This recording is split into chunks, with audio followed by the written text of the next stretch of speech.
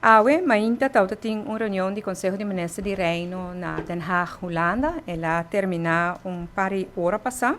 E maneira antecipar, não estava tem aanwijzing, decisão de aanwijzing para Aruba, maneira como antecipar acaba.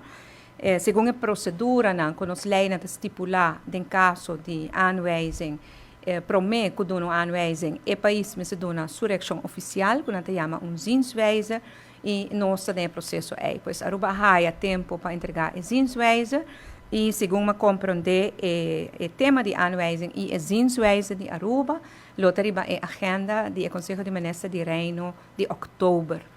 Den zienswijze, que nós trazemos de budget, nós também em todo aspecto, para que nós não estamos de acordo com o Conselho de CAFT, não somente lo que trata parte técnico, pues financiero, pero muy especialmente a parte jurídico, para que não propõe aanwijzing agora aqui.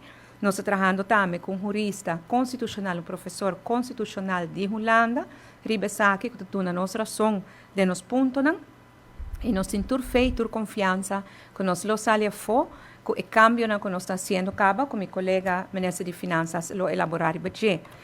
Com isso aqui, me quero trazer tranquilidade back na comunidade, me sabe que o gente está pendente. Nós recebemos mensagens de sustento, a gente está ora e reza para nós, a gente deseja-nos força no momento aqui, nós está bom, nós estamos indo a bom caminho. Claro, se nós podemos evitar toda a situação aqui de aanwijzing, nós lo fazemos, nós fazemos todo o nosso esforço para evitar que te chegue assim a leu. Sin embargo, essa aqui está a procedura normal, nós está preparado.